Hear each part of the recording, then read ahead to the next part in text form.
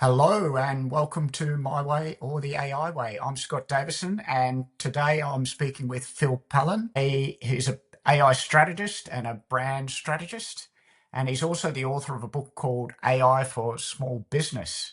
So if you're a small business owner, perhaps who's a bit curious about AI, but maybe a bit overwhelmed or not sure where to start, Phil's your guy. Phil, welcome to the show. Well, thank you. I'm so happy to be here, Scott. I'm been really looking forward to connecting, and I know we're gonna have a great chat today. That's right. It took us a couple of attempts to line up time zones and whatnot, but we're there now, so let's make the most of it. I wanted to firstly learn a bit more about your background, if that's okay. Could you Sure. maybe just explain where you've been and how you ended up sort of specializing in AI? Yeah. So I started working as a brand strategist when I graduated university in the US. I'm originally from Canada. Um, and couldn't find a job working at an ad agency or in marketing somewhere that I thought I was supposed to go and do and work for someone else. So I started a business with the practical skills that I had. I could kind of design a logo. I could definitely help someone on social media, really in its infancy in early 2010s. But yeah, became self-employed, became an entrepreneur, not really intentionally, but really just focused on satisfying a need that people had. And that's all I have ever done. So when I launched my business, social media was the hot topic. Jump to now, the hot topic is AI, obviously. So I've always been interested in technology, working in branding, and really my approach to branding is kind of like it's my means of accomplishing the business. For me, branding isn't just making something look pretty, it's really popping open the hood of the car and going, this is how this works, and here's what we need to do to make this work based on your very concrete business goals. Sometimes clients don't even know what those goals are, and we help them identify that. So helping people and companies position, build, and promote their brands. And then, so I describe that as my adult job.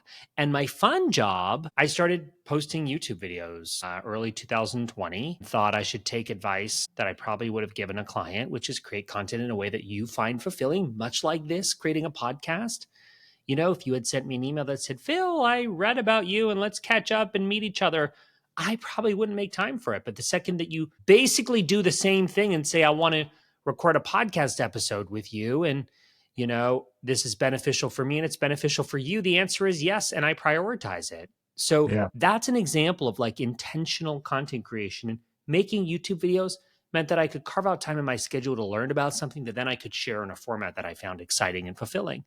That turned into brands approaching me saying, hey, would you ever create a video about our marketing platform, tool, AI, software, etc.? And so without ever being intentional about it, I said, yes, that sounds exciting to me and maybe a way that I can make some money. And so for 3 years, almost 4 years, I've been creating sponsored content with more than 100 brands, primarily AI tools. And in doing that, book publisher found me on YouTube and reached out and said, we love how you communicate this new frontier of technology in a way that's easy and digestible for a small business owner that's already got a very long to-do list.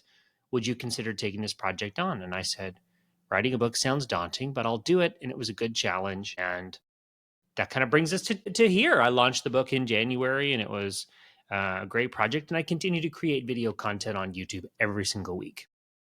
And who's the book aimed at? Like what sort of business users are you addressing in the book? Yeah. So the book is called AI for Small Business, and it tackles pretty much every aspect of business that a small business owner needs to consider. So the obvious ones are content creation and social media, research, sales, even operations. These are things that even beginners are starting to dabble, open a tool like ChatGPT and start to experiment with, like, hey, help me refine this email or help me respond to this sales message that I got on LinkedIn in a professional but assertive way.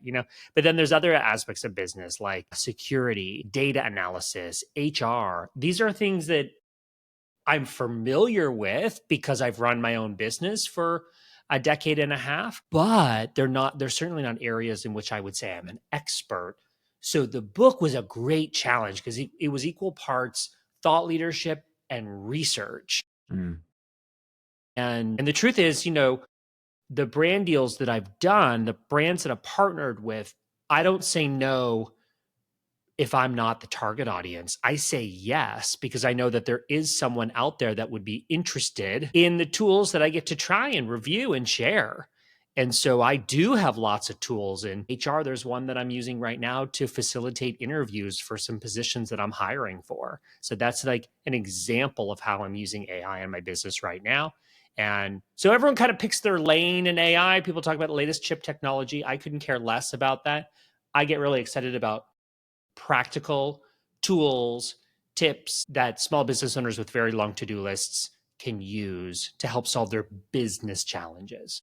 And say for a small business owner who's just getting started, well, firstly, what would be the sort of mental barriers that they often need to get across, I guess, because a lot of small businesses are feeling a bit overwhelmed. So that's my first question. How do you help them get over that mental barrier? And then in terms of tools, where's a good place for them to be starting?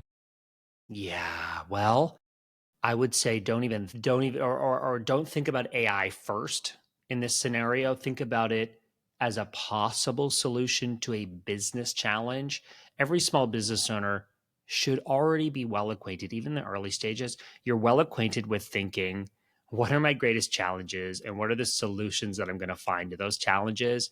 It could be hiring, it could be figuring out your services. It could be building your digital presence. It could be trying to find more clients. These are all examples of pain points, challenges, I prefer to call them. Being clear on those is the right place to start. I'm a big believer in time tracking. So even right now, I'm on the clock. This counts as work. I use Monday.com. You could use Asana, Trello, any of these project management tools.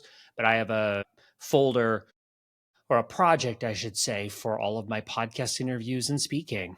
And I track my time so that at the end of the week, I can look at where all my working minutes went and go, here are the things I did this week that brought me joy. Keep doing those. Here are the things I did this week that were high impact. Definitely keep doing those. And here are the things this week that I could automate or I could delegate. And they're things that don't bring me joy. And those are the indicators, the clear indicators where you could probably use some help. And that help could be a combination of AI tools and also humans. I'm Hmm. not a believer that AI necessarily effectively replaces humans. I like to think about AI as an advantage for computing a lot of information quickly. That's what we need it for. But a lot of times that takes like administrative pressure off the human, and humans in my organization, like, my team members, my creatives, my project managers can do better work because they can compute information with the help of AI faster and they can focus on the human stuff, relationship building, creativity, storytelling. These are the kinds of things that we still need humans for. So that's where I would start. Track your time, get clear on your business goals before you worry about any kind of AI tool that someone like me is talking about on the internet. I love that idea of doing a time audit and sort of working out not just what the value of the task is, but what you actually enjoy doing. Because that's as good a reason as any to sort of prioritize things that you want to do, the things you're enjoying, and outsource Exactly. or automate the things you're not enjoying. Yeah, I'm not a believer that you necessarily need to outsource something purely based on the fact that it's lower impact in your business. And I'll give an example.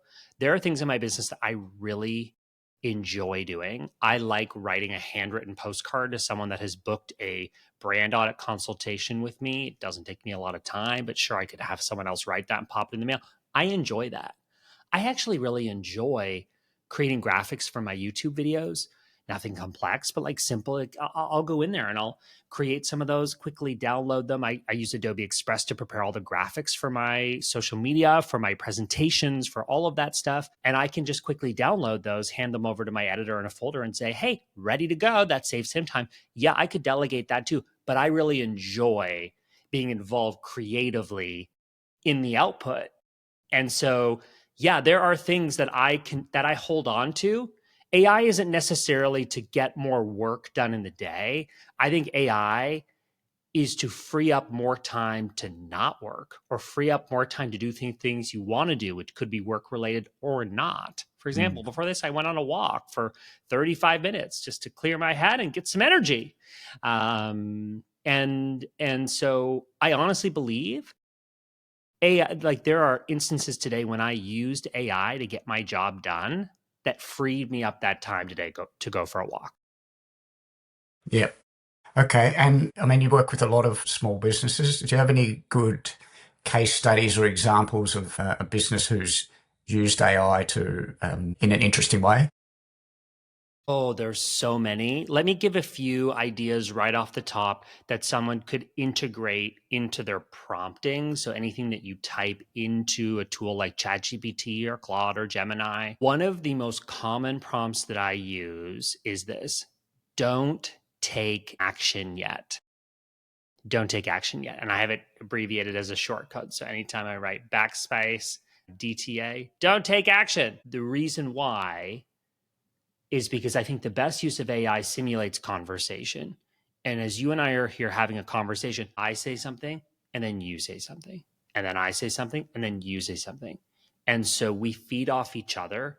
That's how our human brain kind of iterates. And so in order to get a good output from an AI tool, you need to give a great deal of input. Don't put a ton of pressure on yourself to give that all in one go. You could have PDFs that you're uploading, you could have call transcripts, you could have text snippets, you could have ideas that you're about to get.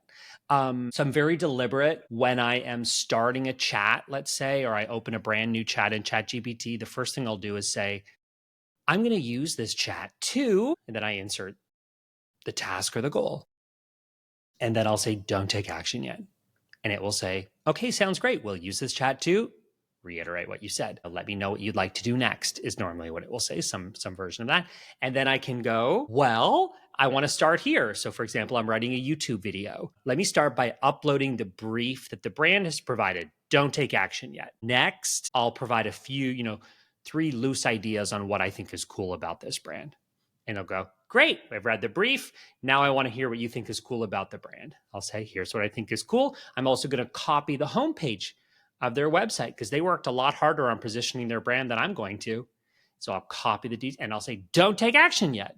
And then it'll go, great, I now understand what the brand is all about. What would you like to do next? And then my final step for writing a YouTube video is I'll paste 2 recent YouTube video scripts so it can understand my brand voice and my formatting. And then I permit it to take action to write a script. But I find myself reminding the AI tool to let's do this in mini stages, Yep. much like a conversation.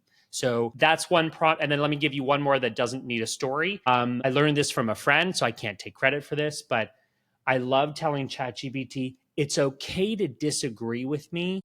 Just tell me why. AI tools have a tendency to have a bias towards agreeing. It's an easier way for them to operate and say, yes, okay, I agree with you. It doesn't necessarily agree with you. I prefer to have it simulate critical thinking. I find that the result helps me land on whatever it is I'm working on. So I'll say, if it's okay to disagree with me, just tell me why. I'll say questions like, on a scale of 1 to 10, how confident are you in performing this task based on the information I've provided before you do the task? Anything kind of quantitative or binary like that, yes or no, like it works really well with those kinds of parameters. Those are a few little prompting ideas, ones that I use and ones that I've learned from peers. No, I like that, Phil, because this is one of the most common complaints I hear is that ChatGPT or AI is just it's too agreeable, it's too quick to run off and find the answer for you. And exactly like you're saying, you can actually train it much like you were training a new employee or an intern to hang on, ask some questions first. Do you need anything else? Now go off and do your job. You can actually train it to do it that way. So they're really good tips. What are other challenges you're seeing, perhaps with the beginner level business owners, when they're trying to, they're keen to use AI, but they're not sure where to start? What sort of challenges are you seeing with those types of people? Well, I want to give people permission to experiment and play and quote fail and discover themselves what it's good at and what it's not good at. In my experience, it's not great at writing copy unless you take the time to input a lot.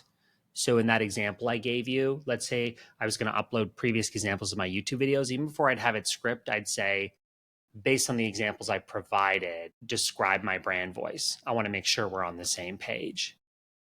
I find that like my background in communications has come in really handy in not only navigating AI, but teaching other people how to navigate this, because there's a huge communications kind of focus on this. I think people are quick to jump in there and go, oh my gosh, look at what it wrote. This is wild. This is crazy. Then they copy and paste it and it says, unlock your creativity, unleash your potential in a world where, in the digital age, there's a treasure trove of creativity and game-changing tactics to sad for all the people that use those terms prior to ChatGPT, because ChatGPT has ruined them for everyone, including me. I have a short code for avoid contrast phrasing. So it's not this, it's this with an M dash. Like I hear it, or worse, I see it. I'm like dead giveaway that was ChatGPT. So I challenge everyone, while I give you this space to experiment and learn this on your own, I think it's the only way. It's like learning a language.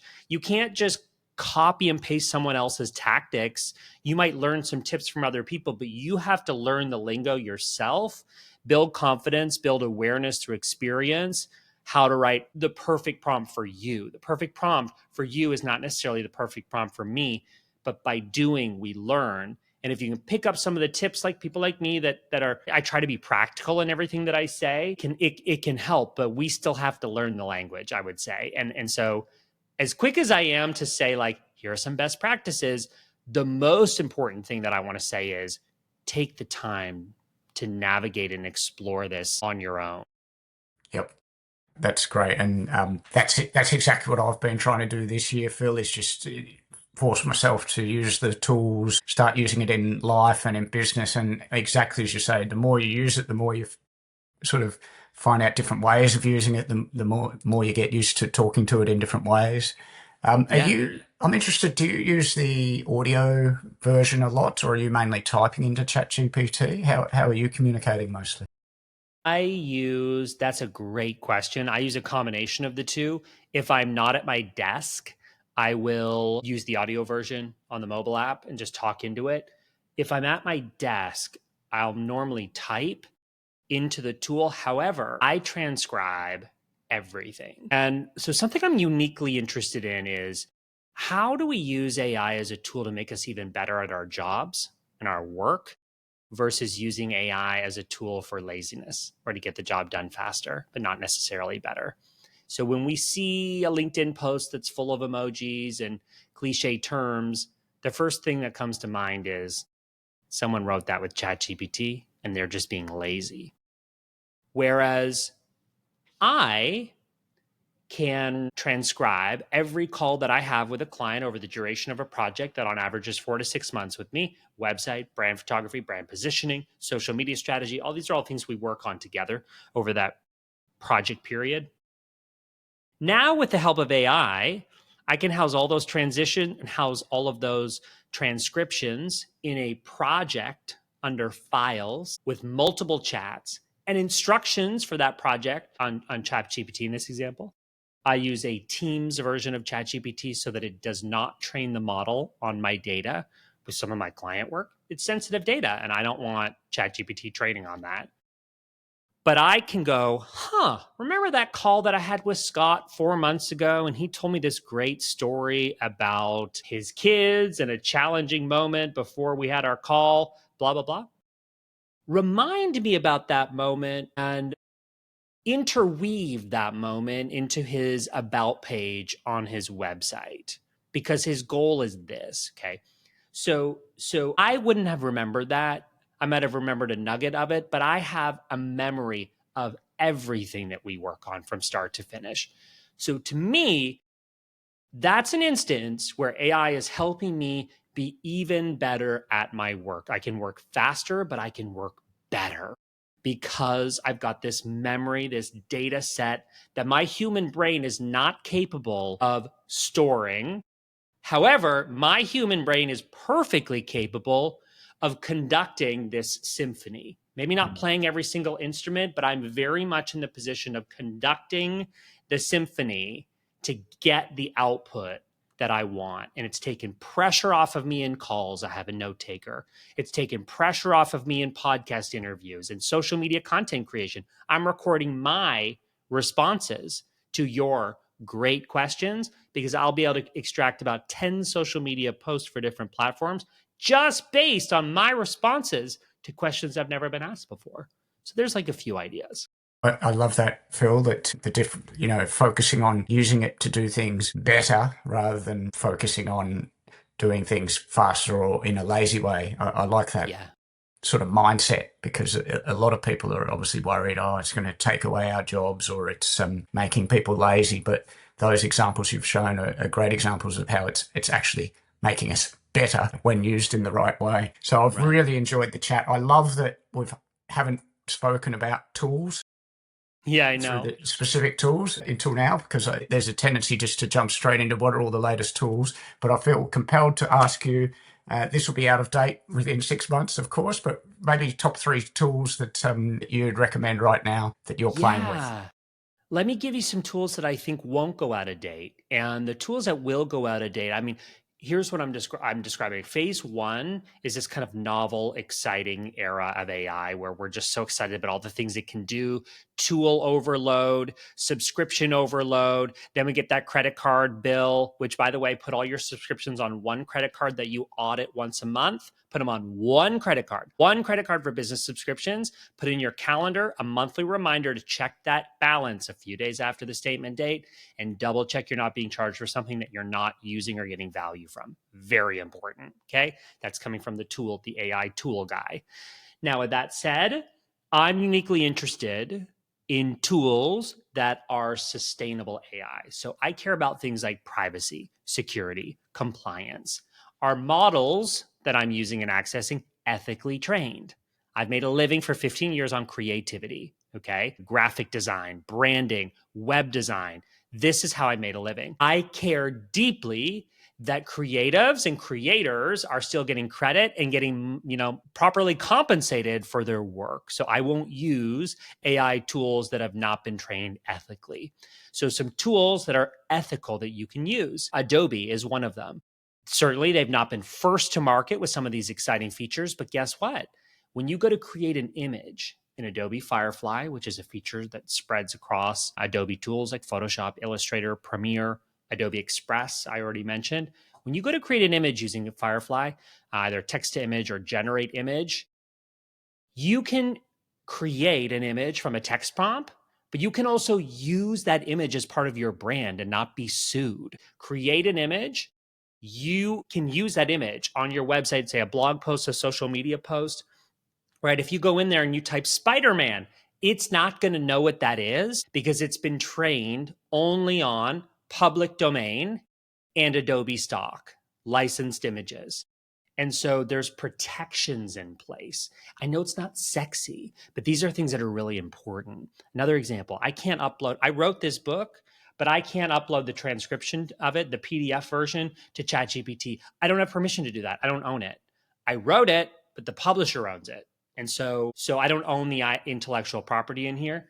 So I can't just upload that and say, way to go, ChatGPT, train the model. No, Mm. on this, I don't have permission to do that. And I don't want that. So instead, I use the PDF tool that many people around the world are used to, Adobe Acrobat. Now there's a little rainbow button in the top right corner called AI Assistant. An AI Assistant allows you to safely and securely interact with your document. So it opens a little chat bot, and I can say, it could be my book. So 300 pages, I could say, help me write a 500-word blog post about AI and operations or AI and HR. And it will go, whoop, whoop, whoop, whoop. Yeah, here you go. Here's a draft. What do you think?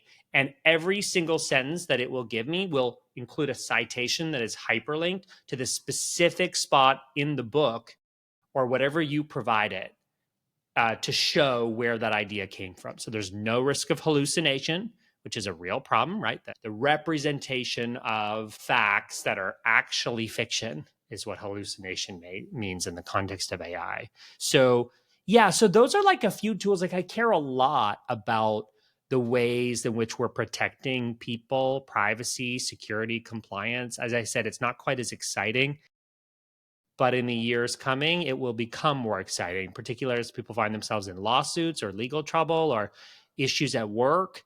Like, these are the things I think we need to care about. We need these guardrails in place to be able to protect ourselves.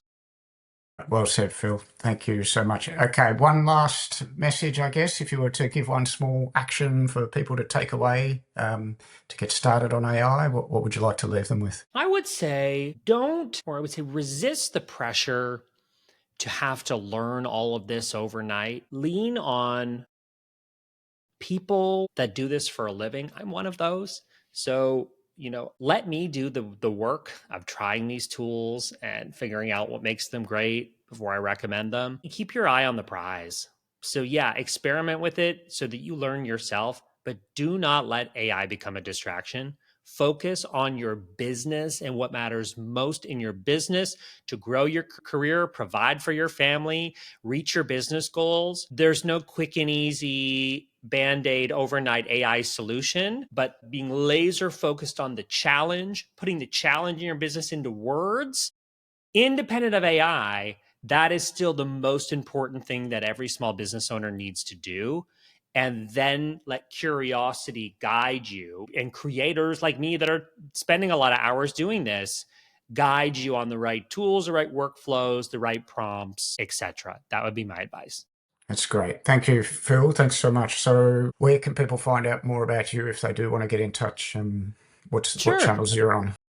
Yeah, so my website is philpallen.co. I have actually a directory that we're about to click live on. By the time this airs, it'll already be live, but philpallen.co/tools, where I'm keeping like a live updated, filterable, categoried list of all my favorite AI tools. I publish YouTube videos every single week, 1 to 2 videos a week. Instagram, LinkedIn, and YouTube are the platforms that I spend the most time. And then, of course, if people are curious, I've already done a lot of pre-work for you. If you're wanting to implement AI into your business, I wrote a book about it. AI for Small Business was the first AI title that my publisher released, third biggest publisher in the US. So it's kind of a big deal, but that's available on Amazon and every other popular place books are sold. It's called AI for Small Business. Fantastic, Phil. I'll include links to all those in the show notes for people. And I'm glad we finally managed to make it work. Thank you so much for your time and for sharing your knowledge. Me too. Thank you so much for having me. I appreciate it. Hi guys, Scott here. I thought I'd jump in at the end of this episode. Now, I've just done a little experiment. I've recorded the outro just by typing it, and it has created an outro message based on my voice. So I'm going to play that for you now, but I thought I'd come on first. At this point, you can see me. It's still me. The next little bit will be an AI-generated version of my voice saying, wrapping up the show and signing off. So that's where we're at. Let's see how it goes. Okay. I hope you enjoyed that chat with Phil Pallen. I've included links to Phil's book and his social media channels in the show notes if you want to get in touch with him. Personally, I really love that message about using AI to be better rather than using it to be lazy. That's what I'm taking away from this interview. Hopefully you found some useful nuggets in there as well. If you enjoyed this episode, please share it with a friend. Give it the thumbs up and be sure to follow the show for future episodes. Thanks for joining me on this journey to learn more about AI. Until next week, I'm Scott Davison, and this is My Way or the AI Way.